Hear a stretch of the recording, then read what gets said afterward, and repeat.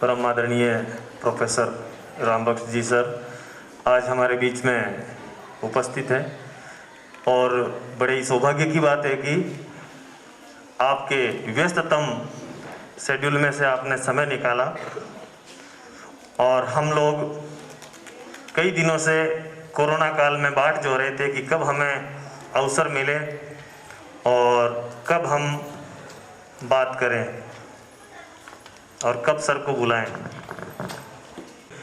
हम लोग कार्यक्रम को प्रारंभ करते हैं। माँ शारदे पुस्तक धारिणी विद्यादायिनी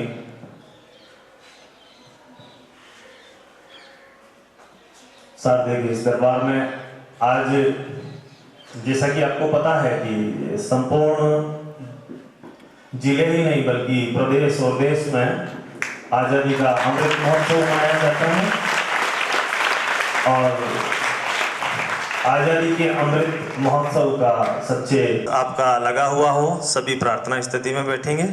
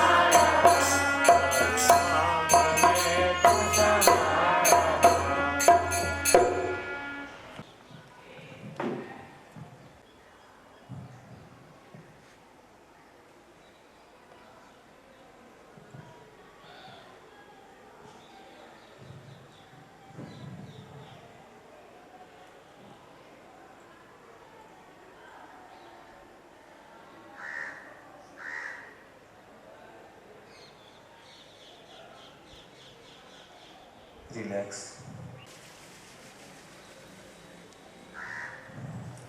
आपके संपर्क में जो भी आया, जो भी विद्यार्थी आपके हाथों से निकला, वो अपनी अपनी जगह पर ऐसा काम कर रहे हैं जिनके काम को देख करके हर कोई गर्व कर सकता है। तो सर के अभिवादन के लिए, स्वागत के लिए जोरदार तालियों से स्वागत करें।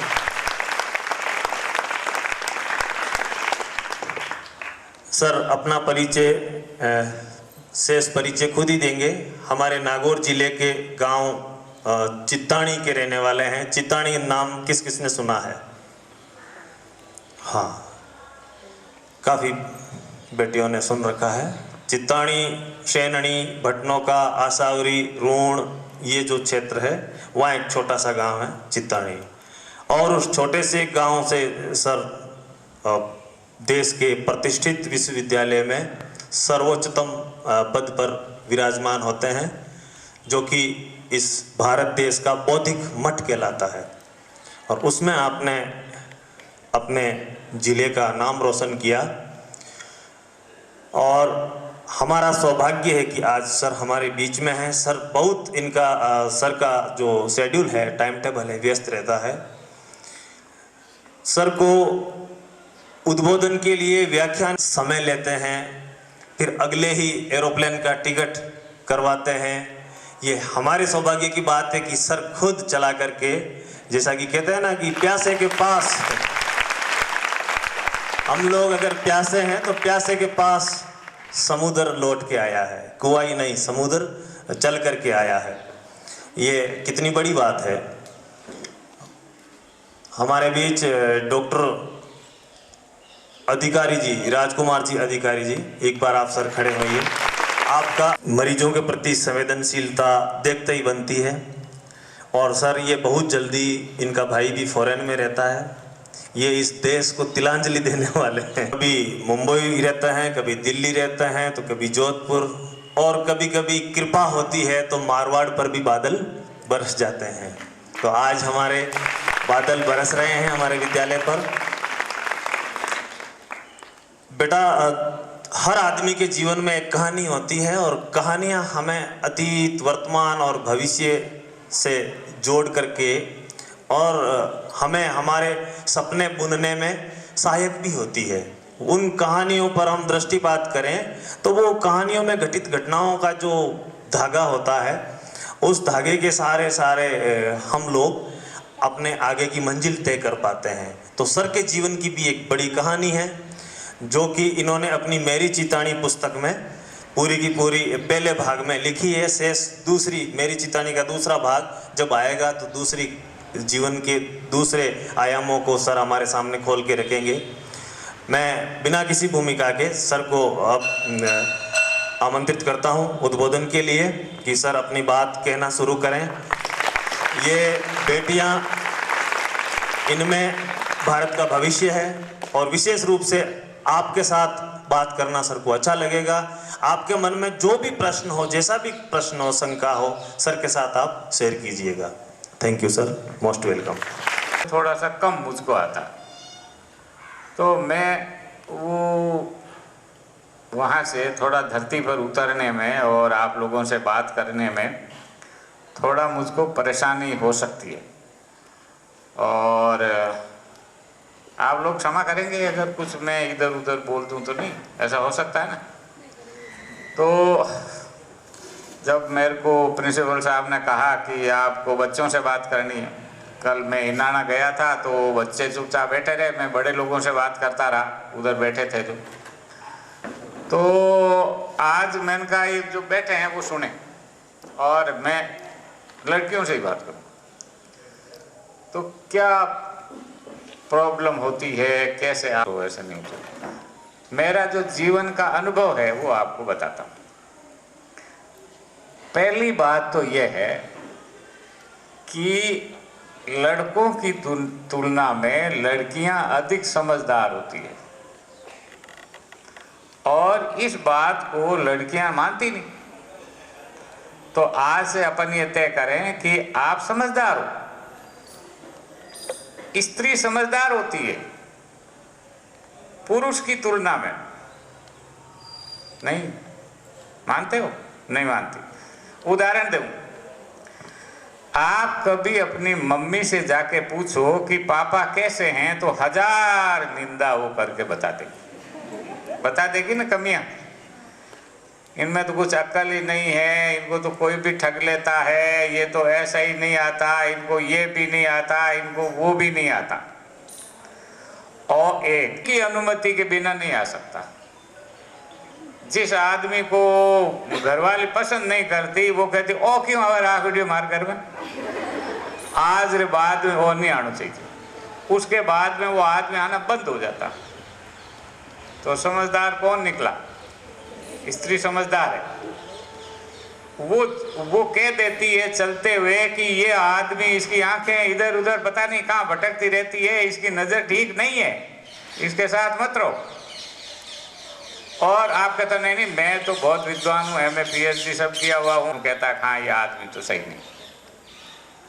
तो इसको कई अनुभवों से आप देखो तो ये आप देखते हुए पाए जाओगे कि स्त्री अधिक समझदार होती है,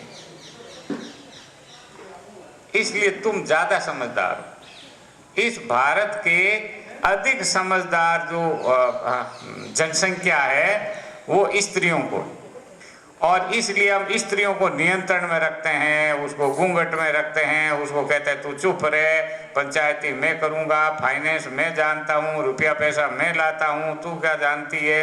तो उसको दबा करके रखते हैं हम, ताकि वो एकदम से हमारे ऊपर हावी नहीं हो जाए। ठीक, तो घर के अंदर भी ये जो संघर्ष चलता रहता है, उस संघर्ष का जो निष्कर्ष है, मैं सिर्फ निष्कर्ष कह रहा हूँ, उदाहरण एक दो आपको दिए। पहले तो आप ये मान लो कि आप समझदार हो। दूसरी बात, आपको ये भी मान लेना है कि लड़का और लड़की में कोई भेद नहीं है, सब एक जैसे ही बेवकूफ हैं, एक जैसे ही समझदार है, एक जैसे ही ताकत है। लेकिन हमको ये सिखा दिया समाज ने कि लड़कियां कमजोर होती है, लड़के मजबूत होते हैं। ठीक है, तो जब 2 किलो वजन उठाना होता है तो वो भैया उठाएंगे। अरे क्यों उठाएंगे भैया, तुम उठाओ मैं ले लूंगी। और छोटा है तो भी वो रखवाली तुम्हारी क्यों करेगा, तुम करो। कोई भी ऐसा काम नहीं जो लड़कियां नहीं कर सकती।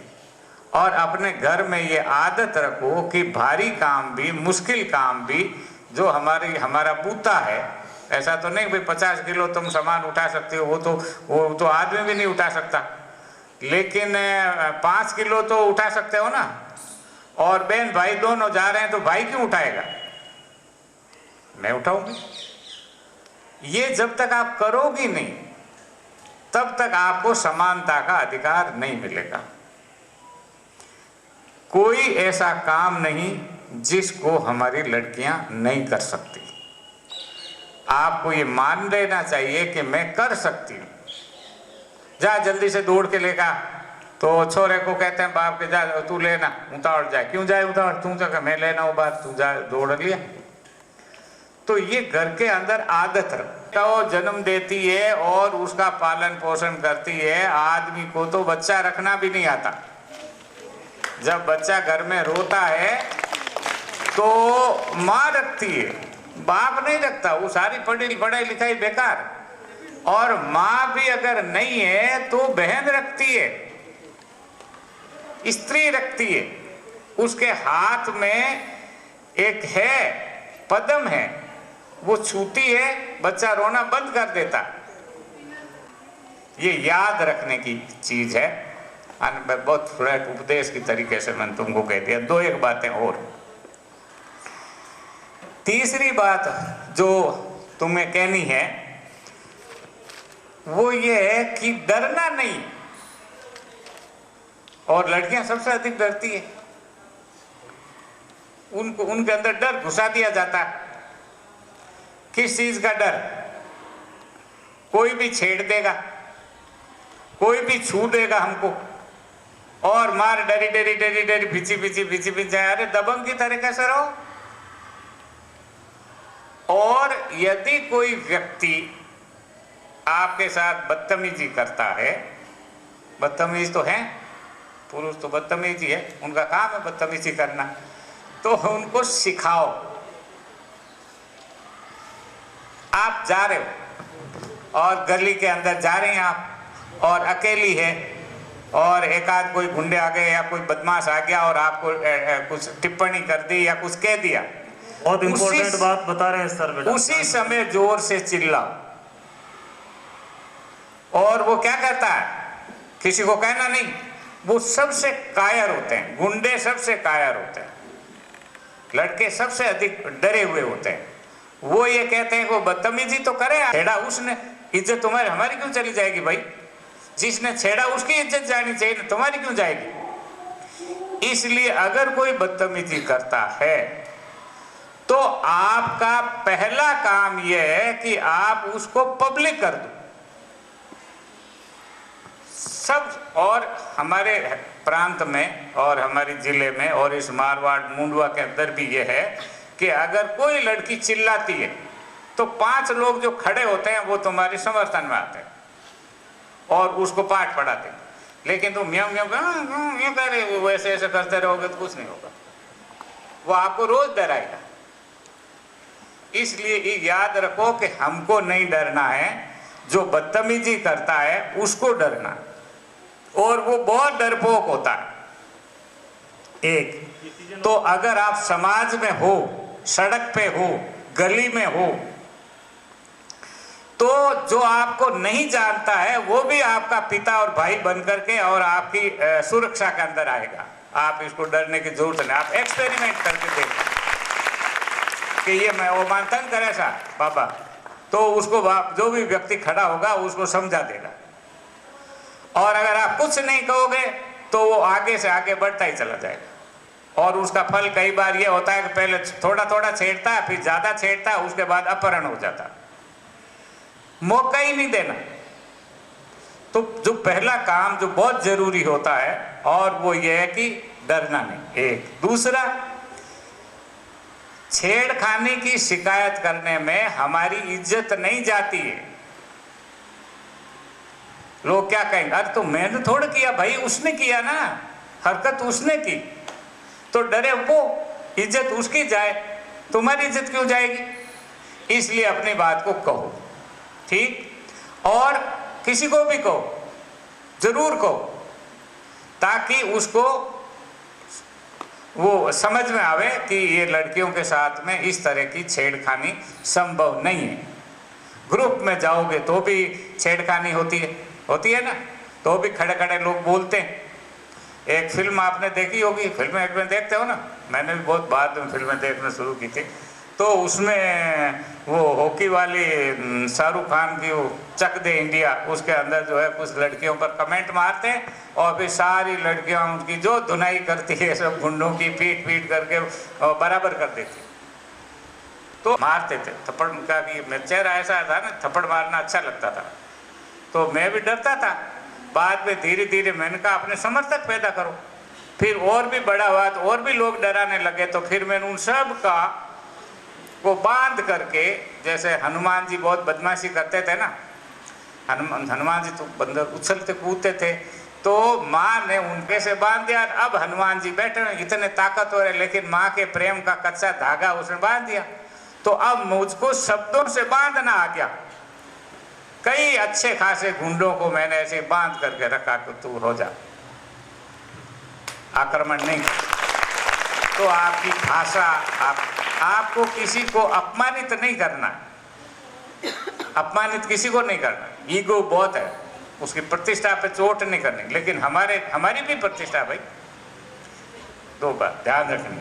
अपने वापस आकर के अगर आपको गली में स्कूल आते हुए होता है तो आप अपनी टीचर को कहो। तीसरी बात, लड़कियां सोचती है कि हम घर जाकर के अपने माता पिता को नहीं बताएं। क्यों नहीं बताएं?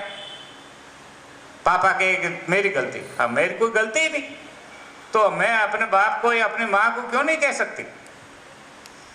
इसलिए कोई भी आपके साथ में अनटूवर्ड इंसिडेंट होता है तो टू मेक इट क्लियर, सीधा माना घर वालों को बताना, इसमें आपकी इज्जत नहीं जाती।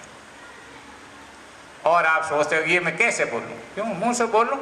उसने बदतमीजी की किसी लड़के ने या किसी आदमी ने, और आपको बोलने में क्या जोर आ रहा है, उसको तो करने में जोर नहीं आया, तो आपको बोलने में क्यों इज्जत आपकी जाएगी। तो आप खटाक से बोलो, बोलना बहुत जरूरी है, और बोलने में बड़ी ताकत होती है। अच्छे अच्छे लोग उसके अंदर शांत हो जाते हैं।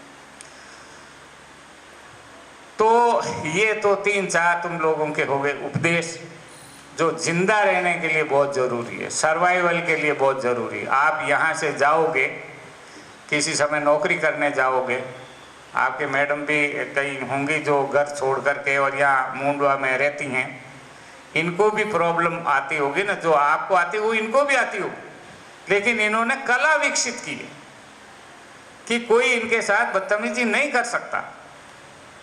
अपनी मर्जी से कुएं पड़ो, कोई भले, कौन रोकेगा, लेकिन आप कोई जबरदस्ती किसी को परेशान नहीं कर सकते। और हमारे हिंदुस्तान के मेल मेंबर हमारे साथ नहीं कर, और अगर करता है कोई तो हमको उसकी शिकायत करते हैं, और अगर आपने शिकायत कर दी तो वो डरेगा। ये नहीं है कि हम भाई को कहेंगे और भाई उनको जा कर के वो थप्पड़ मारेगा। थप्पड़ मारने के लिए भाई नहीं है, समझाने के लिए। तमीज से रहो।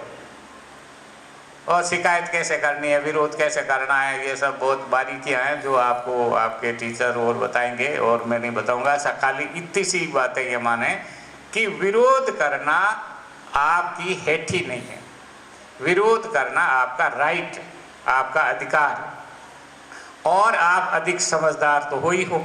तो अब इसके बाद में पढ़ाई के बारे में 2-4 बातें आपको कहनी, उसके बाद तुम चाहो तो कुछ सवाल पूछ सकते हो, मन में है कुछ बातें।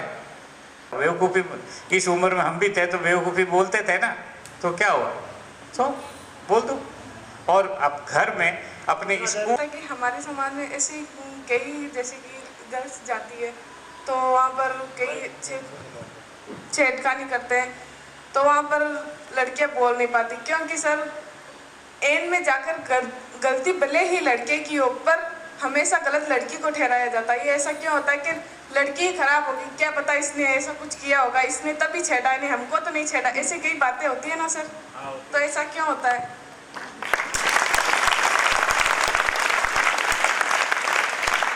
ये आपको याद दिलाया जाता है, आपको समझाया जाता है। ये मेल मेंबर समझाते हैं समाज के कि लड़की खराब होगी, मेल मेंबर सिखाते हैं, कोई लड़की नहीं सिखाती, वो कहती है नहीं गलत है।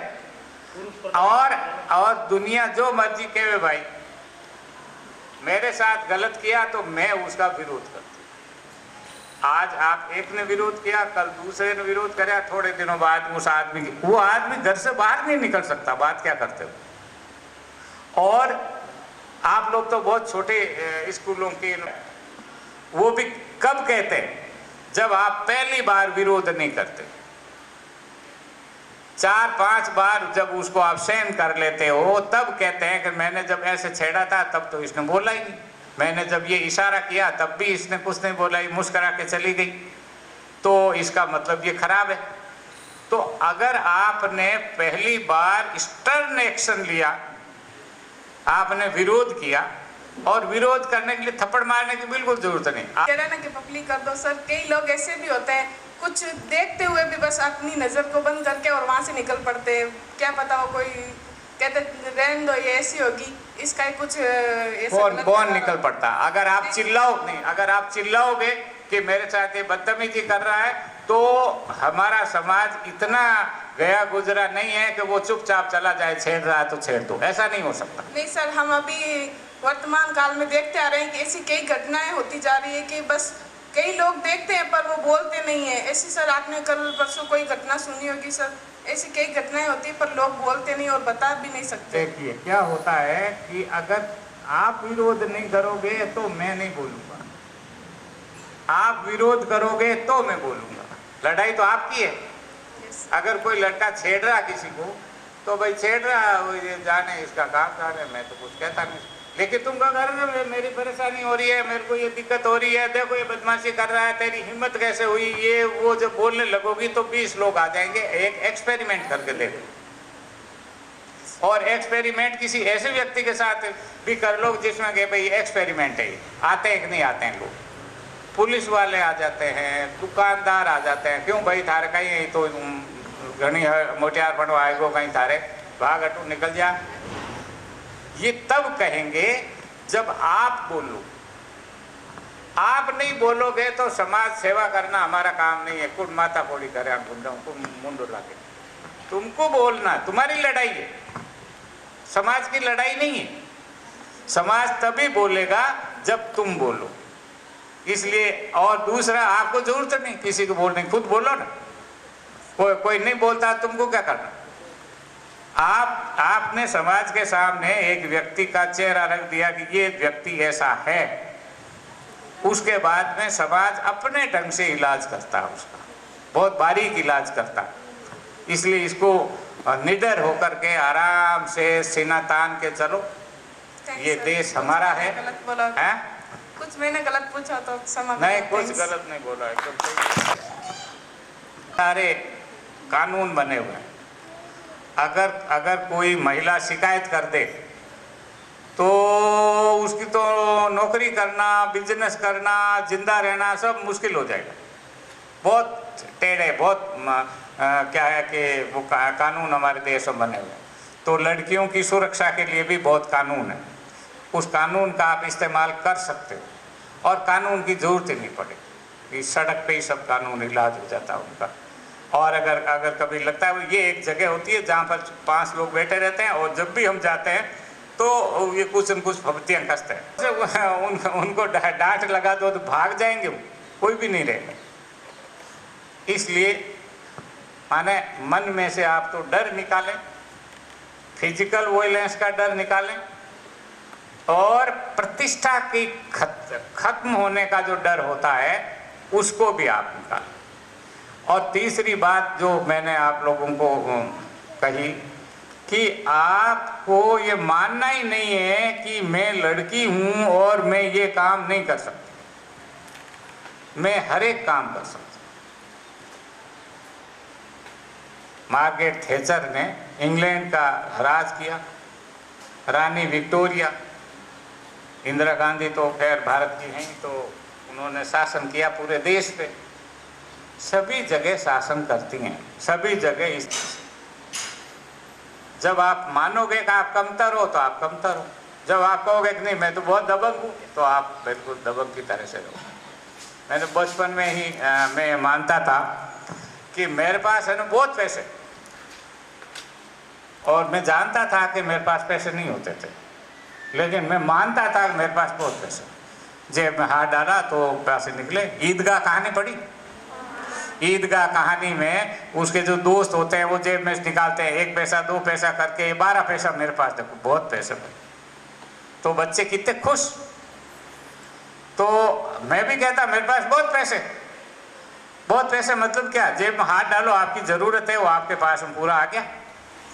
मैं तो बहुत होशियार हूं। आप ये सोचोगे कि मुझको तो कुछ आता ही नहीं है तो कुछ आएगा भी नहीं। जब आप ये सोचोगे कि मुझे सब आता है और मैं सब समझ सकती हूँ, मेरे को सब समझ में आता है, और अगर आज नहीं आता है तो मैं कल पूछ लूँगी किसी सर से और किताब पढ़ लूँगी, तो आपको ये इस कॉन्फिडेंस को बचाए रखना है कि मेरे पास सब है, मेरे सब दोस्त हैं, मेरे सब चाहने वाले इस समाज में हैं। ये दुनिया मेरी सुरक्षा करने के लिए है, मेरी हत्या करने के लिए नहीं है। ये दुनिया अच्छी है। इस दुनिया में अच्छे भले लोग भी हैं जो आपका समर्थन करेंगे, उनका केयर करो। तो ये तो उपदेश ही उपदेश होता जा रहा, मैं क्या करूं। वही दिमाग के अंदर आता है कि तुमको क्या समझा दूं, पर वही चीज़ें मैं बता रहा हूं जो आपके भी अनुभव का हिस्सा है। और मैं बहुत सारे मेरे कम से कम 25-30 PhD की रिसर्च स्टूडेंट्स मेरे साथ लड़कियां थी, और मेरे फीमेल कलीग भी थे, बहुत सारे दोस्त थे। महिलाओं से मेरी खूब बातचीत होती, आराम से बातचीत होती। मैंने आज तक कोई ऐसी स्त्री को नहीं सुना जिसको किसी ने छेड़ा नहीं। सबको छेड़ते, और गांव के अंदर तो छेड़खानी के द्वारा उसका चरित्र विश्लेषण करते हैं। अगर छेड़ दिया, आपने स्वीकार कर लिया तो कहा ये तो भैया इसको छेड़ा जा सकता। और कहता अरे बहुत खतरनाक है, मिर्ची है, ये तो ये कर देगी, तंग कर देगी, रुला देगी, भाग जा दूर रे, अपने दूर से सब गुंडे दोस्तों को भी बता देता। उसके बाद में कोई नहीं छेड़ता। ये हर समाज, मैंने पत्नी से भी पूछा तो कहा हाँ ऐसा होता, सभी से होता। इसलिए कोई आपको अगर किसी ने छेड़ लिया तो संसार में न पहली स्त्री हो न पहला वो बदमाश आदमी, सबको छेड़छाड़ करके और फिर हम निष्कर्ष निकालते हैं कि इसको नहीं छेड़ा जा सकता। ये व्यक्तित्व तो अपना विकसित करो, ये आप विकसित कर सकते हो, दूसरा कोई विकसित नहीं कर सकता। और आपको अपनी लड़ाई खुद लड़नी है, आपको भी भरोसे नहीं लेना है कि वो दूसरा कुछ होगा, आप खुद ही अपने जोखम आपको उठाना होता है। कोई अगर छूता है तो थप्पड़ आपको मारना पड़ेगा ना, जब नहीं मारोगे तो क्या हुआ, तो वो आपके मार देगा तो एक और मारेगा तो आप भी तो मार सकते हो। एक बार मेरी एक बहुत बड़े जो मेरा अधिकारी था उससे मेरा झगड़ा हो गया, तो जब देखो ना तब वो मेरे को तंग करे, बुला बुला के बदतमीजी करे। तो मैंने कहा साहब ऐसा है कि आप बहुत ताकतवर हो, बहुत बड़े हो, बड़ा अधिकारी हो, आप सब हो, और आप मेरे को हमेशा ये नुकसान पहुंचाते रहो, लेकिन जब भी कभी मुझे मौका मिलेगा तो मैं आप पर आक्रमण जरूर करूंगा। और वो आदमी डर गया, उसके बाद से शांत हो गया। मैं छोटा थप्पड़ मारूंगा लेकिन मारूंगा जरूर आपको, और उसका असर होता है। क्योंकि जो आदमी एक्टिव होता है आगे चल विकास भी करता है। जो आदमी पड़ा हुआ है ना उसको कोई गोद में नहीं उठाता। अगर आप उठने की कोशिश करते हो तो आदमी आपकी उंगली उठाता है, अगले भाई उठने मदद करते हैं। जब आप ऊपर चढ़ते हो, नहीं चढ़ पा रहे हो, तो पास वाला आपको सहारा देता है। ये करना है वो आपको खुद करना है। और कोई भी सब्जेक्ट, कोई भी विषय आपके लिए मुश्किल नहीं। जब आप ये मानते हो कि आप बहुत होशियार हो, और सभी लोग होशियार हो सकते हैं, तो आप उस चीज को आप सब पढ़ सकते हैं। मैंने बाद में जाकर के और ये पता आया तब मुझको पता चला कि मेरी ज्योग्राफी कमजोर है। मेरे को पता चला कि मेरे को तो भूगोल नहीं आता, तो मैं अब कोशिश करता हूँ जब भी कुछ बात होती है तो मैं भूगोल का पता करता हूँ। आपको उदाहरण भूगोल का देता हूँ। मेरे को लगता था कि सब जगह ऐसी हवा चलती है, ऐसी सर्दी होती है, ऐसी गर्मी होती। तो अक्टूबर के महीने में जब मैं एमए में था तो हमारा टूर गया था नेपाल, और उस समय ऐसे ही हाफ स्वेटर टाइप और स्वेटर था ही, शर्ट पहन करके और मैं नेपाल चला गया। काठमांडू में उतरा और शरीर के अंदर जो ठंड की जो धूजनी पड़ी, जो मैंने कहा ये क्या हुआ, मेरे को इतनी सर्दी लग रही है। तो मेरे को पता ही नहीं था एमए में तुम तो एक जगह से दूसरी जगह पर जाने पर वातावरण बदल जाता है। इसलिए आप अपने अज्ञान से भी संकोच करने की जरूरत है। हमको बहुत सारी चीजें नहीं पता होती, फिर हम कोशिश करके सीखते हैं। मैं एक बार जब लेक्चरर हो गया था तो मुझे दक्षिण भारत में भाषण देने के लिए बुलाया, तो मैं गया। तो दिसंबर के महीने में गया, अपने जितने प्रकार के कोट स्वेटर ये वो सब ताम झाम बांध करके सब लेके गया, और बम्बई से आगे जाते ही गर्मी लगने लगी और सब स्वेटर मैंने कहा ये बोझ में क्यों लेकर के आया, और वहां पर तो पंखा चल रहा था। ये भूगोल की मेरे को जानकारी नहीं थी, मैं तो लेक्चरर था। और अभी भी मेरे को ये लगता है कि बॉम्बे में जाते हैं तो ऐसा होता है, दिल्ली में जाते हैं तो ऐसा होता है, वहाँ जाते हैं तब ऐसा होता है। तो ये मेरे को जानकारी अब होती। अब मैं जब यहाँ आता हूँ तो मुझे लगता है कि ये गर्मी का मौसम जो है वो मारवाड़ का बेस्ट होता है, और सारी भूगोल कितना कमज़ोर था मेरा। अब कोई कहे भाई आप इतने बड़े विद्वान बन गए और नौकरी आपकी है, लेक्चरर रीडर प्रोफेसर वगैरह, आपको यही नहीं पता, तो दूसरा कौन कहेगा? मैं ही कह रहा हूँ ना मुझे नहीं पता। तो अगर आपको कोई चीज़ नहीं आती है तो इसमें कोई डरने की बात नहीं। दूसरी बात ये कि आजकल दो तरह की दुनिया, एक दुनिया का जीवन मैंने जिया, वो करके और वो सब आ जाता। एक दूसरी दुनिया है। सर माइक थोड़ा मुंह के पास रखोगे, आवाज क्लियर आएगी सर। आप बता देना, मेरे को सुनाई नहीं देता, ये माइक वाला मेरे को समझ में नहीं आता। तकनीक के साथ में रिश्ता हमारा बड़ा गड़बड़। तो अब ये जो नया जमाना है, जिस जमाने के अंदर आप लोग हो और जिस तरह से आप लोग कंप्यूटर साइंस पढ़ रहे हो ना, कंप्यूटर पढ़ रहे हो स्कूल में, धीरे धीरे पढ़ोगे। मुझको नहीं आता। मैं रेल का कई दिनों तक रेल का टिकट नहीं बना सकता था, एटीएम से पैसा नहीं निकाल पाता था। फिर मुझे बड़ी शर्म आई, अभी भी आती है। और अभी भी जैसे किसी बड़े हॉस्पिटल के अंदर हम जाते जमा करो और मेरे को उस लिंक पे पैसा भेजना आता ही नहीं, तो बेचैनी रहती। वो एक दुनिया है, जो दुनिया हमारी ये धरती पर चल रही है, जिसमें से अब आप बाहर निकल रहे हो। मैंने ये पूरी दुनिया का ये जीवन जी लिया और एक इंटरनेट और कंप्यूटर की दुनिया है जिसके अंदर एंटर होना है। तो अब मुझे उसकी ABCD सीखने के लिए जाना है, वो मुझको नहीं आता। तो आपको जो नहीं आता उसकी चिंता छोड़ो, उसको सीखो। मैं भी कोशिश करता हूँ कि सीखें। तो आपको जो नहीं आता है उसको चिन्हित करो कि आपको क्या नहीं आता। तो जैसे मैंने आपको बताया, मुझको कंप्यूटर नहीं आता। सर अभी भी क्लासें ले रहे हैं कंप्यूटर की क्लास।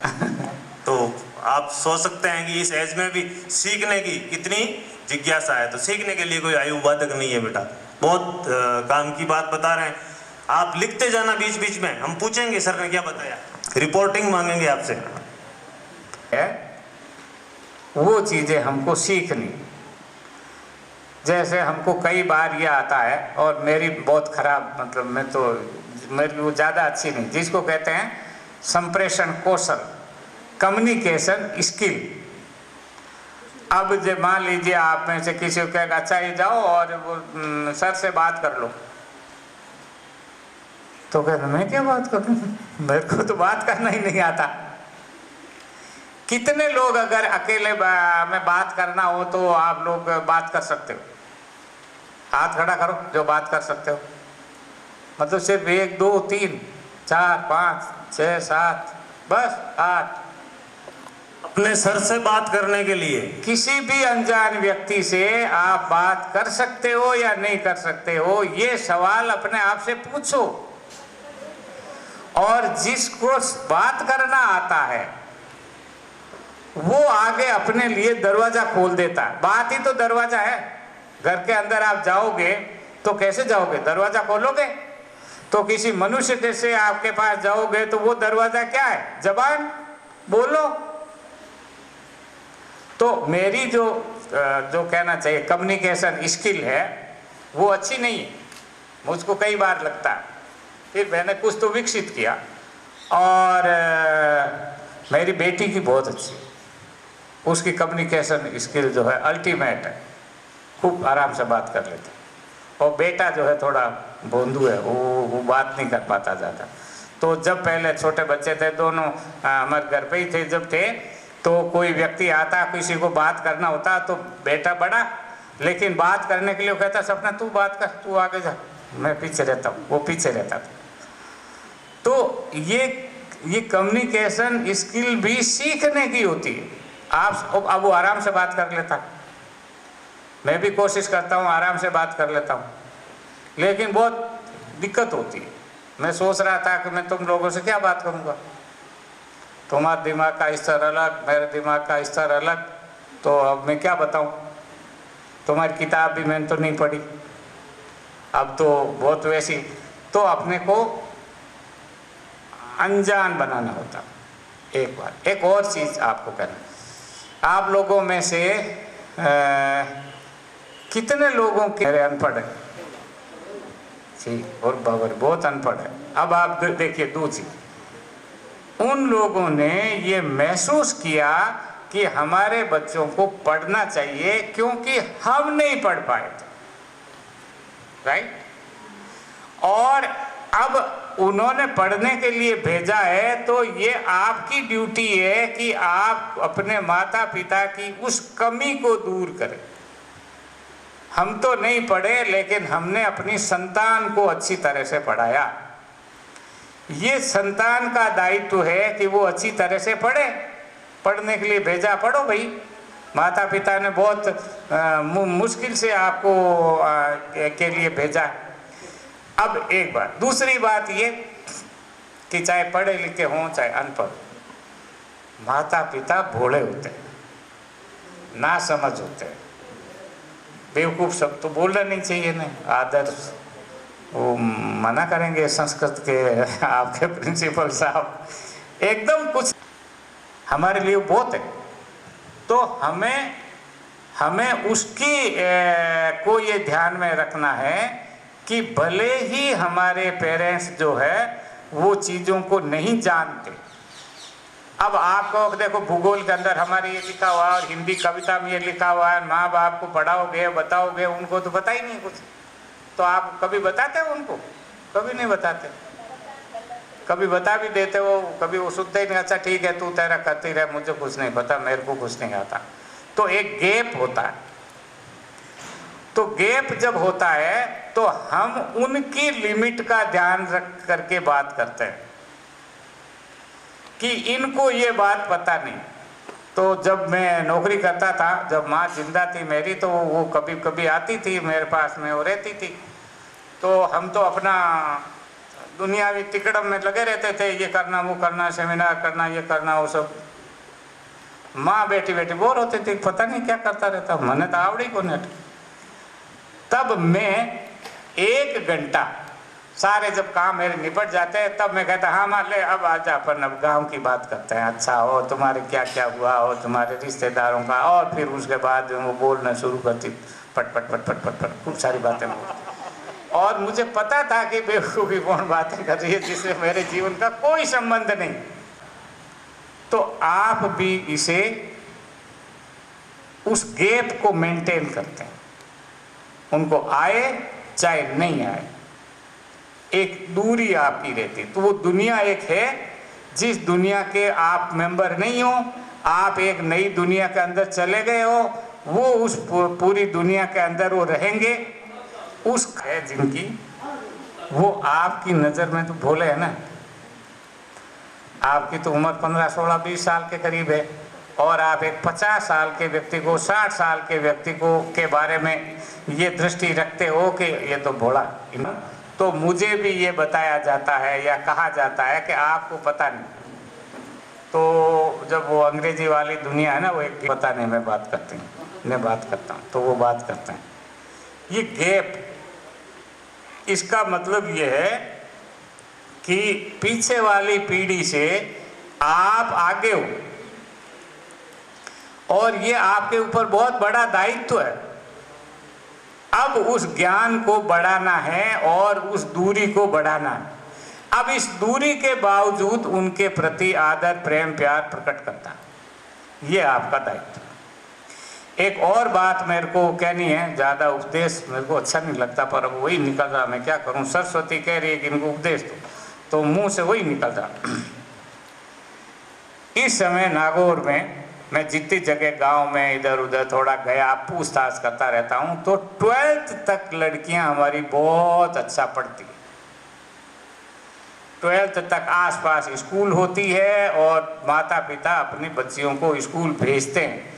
किसी गांव में लड़कियां, छोटी बच्चियां घरों में नहीं हैं, वो सारी की सारी बच्चियां स्कूल में हैं।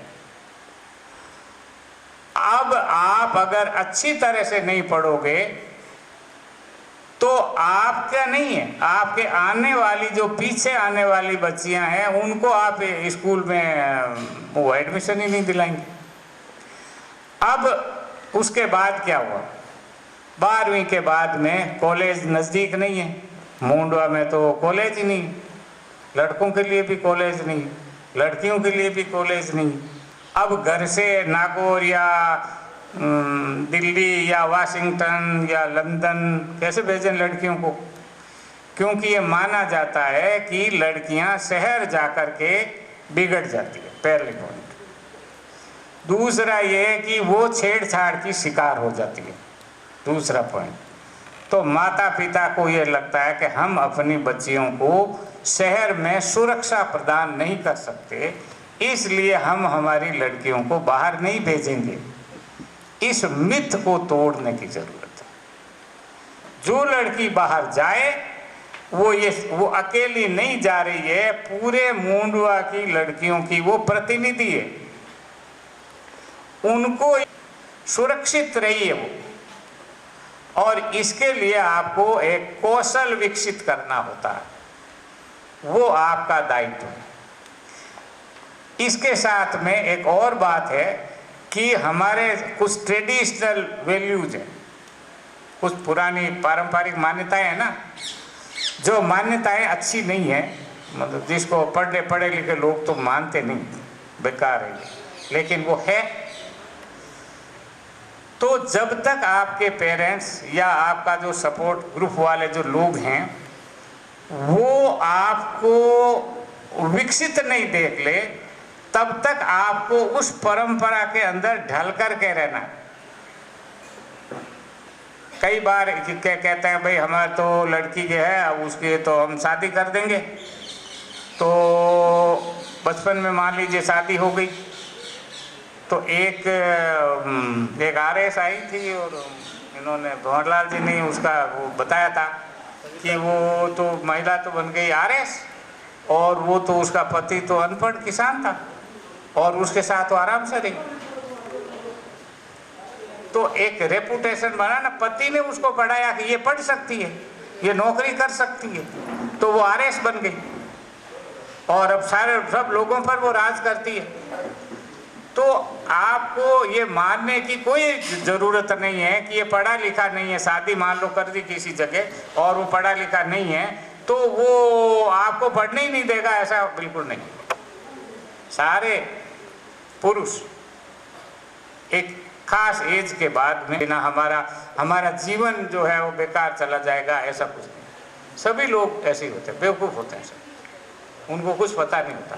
जीवन जीने के क्रम में उनको कुछ जानकारियाँ मिलती है, कुछ समझ मिलती है, और वो समझ उनको धीरे धीरे आती है। इसलिए आपको घर की जो पारिवारिक जो मूल्य है आपके, उन मूल्यों की रक्षा करनी है, और ये मानते हुए रक्षा करनी है कि ये मूल्य अच्छे नहीं,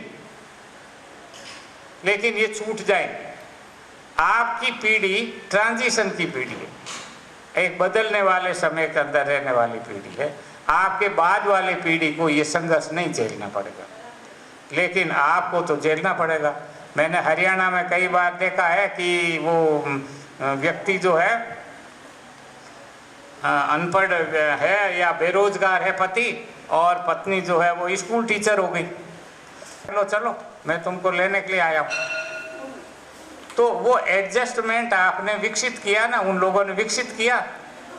तो और एडजस्टमेंट तो आपको सबके साथ करना होता है। तो पढ़े लिखे अनपढ़ होने का कोई क्राइटेरिया नहीं, वो अपना काम करता है। कोई मिस्त्री है, कोई लुहार है, कोई खाती है, और आप जो है टीचर बन गई, तो क्या हुआ? वो अपना काम कर रहा, भूखा थोड़े, वो आपकी सेवा कर रहा, जो आप कहते हो उसके अनुसार रहता। तो ये जो पारिवारिक जो टेंशन होता है, इस टेंशन से निश्चिंत करने की ज़रूरत है, और ये निश्चिंत आप कर सकते कि इसमें कोई तनाव का कोई पॉइंट नहीं है। और लोग अनेक तरह के कुछ भ्रामक मान्यताएं लेकर के बैठे होते हैं।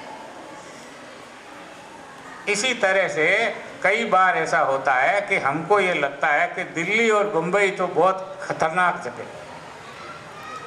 दिल्ली और बम्बई में तो सब ऐसे ही रहते हैं, इनका कोई पारिवारिक मूल्य नहीं है और कुछ भी नहीं, जबकि वो मुंडवा से अधिक कल्चर्ड है, अधिक मैनर्स है, और वहाँ